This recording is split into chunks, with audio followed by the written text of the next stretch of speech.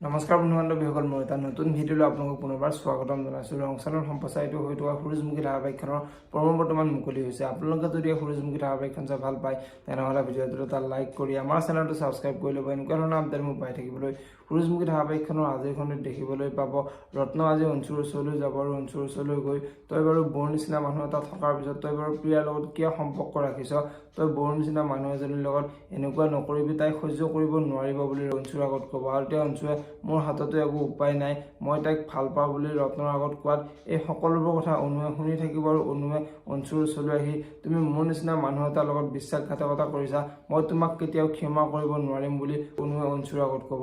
এতিয়া বাৰু অনুৱে অঞ্চুক এৰি গুচি যাব নেকি দেখিবলৈ পাব সূৰুযমুখী ধাৰাবাহিকখনৰ আজিৰ খণ্ডটিত।